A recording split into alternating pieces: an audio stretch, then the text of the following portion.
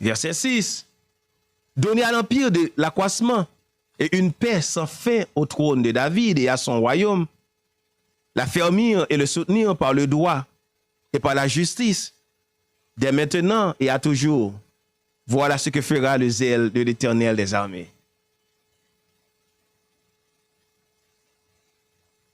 Michée 5, verset 1, il dit, et toi, Bethléem Ephrata, petite entre les milliers de Juda. De toi sortira pour moi celui qui dominera sur Israël, et dont l'origine remonte aux temps anciens, au jour de l'éternité.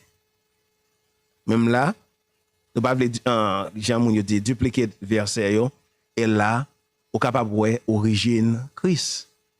Là, il prédit que Christ a venu, et tout le monde te connaît en prédiction de la venue de Jésus. Et malgré ça, il aurait dit couille, parce qu'il n'a pas attendu de très grandes choses éclatantes pour venir Jésus. Et pendant ce temps, la Bible a même, bon Dieu te dit la venir d'une façon qui pas même attirer attention au monde. Là, il dit la venir. Et lorsqu'il vient, origine parce qu'on est la venir, mais origine il là depuis un temps ancien. Dans Malachie 3 verset 1, il dit, voici j'enverrai mon messager, il préparera le chemin devant moi, et soudain entrera dans son temple le Seigneur que vous cherchez, et le messager de l'alliance que vous désirez. Voici il vient, dit l'Éternel des armées. Et verset 2, il dit, qui pourra soutenir le jour de sa venue? Qui restera debout quand il paraîtra? Car il sera comme le feu du fondeur, comme la potasse des foulons. Zacharie 9, verset 9. Sois transporté d'allégresse, fille de Sion, pousse des cris de joie. Fille de Jérusalem, voici ton roi, vient à toi. Il est juste et victorieux, il est humble, et monté sur un âne, le petit d'une ânesse. Tout ça, tu peux dire. Et Jésus venu vrai, tout ça il va accomplir de façon qu'il a venu. Dans Psaume 22, verset 17 à 19, il dit, car des chiens m'environnent, une bande de scélérats rôde autour de moi. Ils ont percé mes mains et mes pieds. Car je pourrais compter tous mes os. Eux, ils observent, ils me regardent. Ils se partagent mes vêtements. Ils tirent au sort ma tunique. Toutes ces prédictions de la venue de Jésus. Isaïe 53, verset 12. C'est pourquoi je lui donnerai sa part avec les grands. Il partagera le butin avec les puissants. Parce qu'il s'est livré lui-même à la mort. Et qu'il a été mis au nombre des malfaiteurs. Parce qu'il a apporté les péchés de beaucoup d'hommes. Et qu'il a intercédé pour les coupables. Jérémie 23, verset 5. Voici les jours viennent, dit l'Éternel, où je susciterai à David un germe juste. Il régnera en roi et prospérera.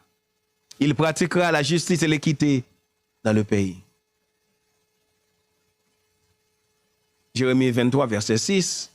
Et en son temps, Juda sera sauvé.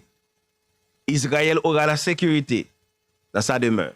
Et voici le nom dont on l'appellera l'Éternel, notre justice.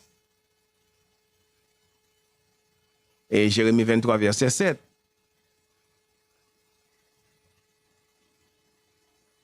C'est pourquoi voici les jours viennent, dit l'Éternel, et l'on ne dira plus l'Éternel est vivant, lui qui a fait monter du pays d'Égypte les enfants d'Israël. Et verset 8. Mais on dira l'Éternel est vivant, lui qui a fait monter et qui a ramené la postérité de la maison d'Israël du pays du septentrion et de tous les pays où je les avais chassés, et ils habiteront dans leur pays. Tout ça, c'est prédiction. Zacharie 12, verset 10. Alors, je répandrai sur la maison de David et sur les habitants de Jérusalem un esprit de grâce et de supplication, et ils tourneront les regards vers moi. Celui qui l'ont percé, ils pleureront sur lui comme on pleure sur un fils unique. Ils pleureront amèrement sur lui comme on pleure sur un premier-né. Et dernier verset n'a pas pour sous ça. C'est dans Jean 19, verset 37.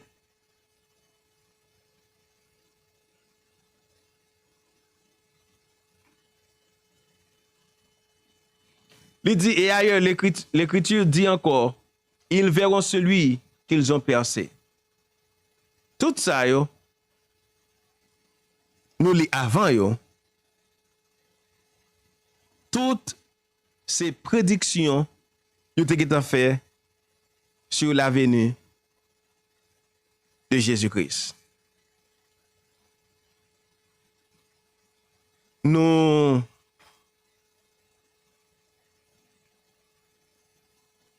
allons une pause musicale, nous allons tourner jeune de quelques minutes.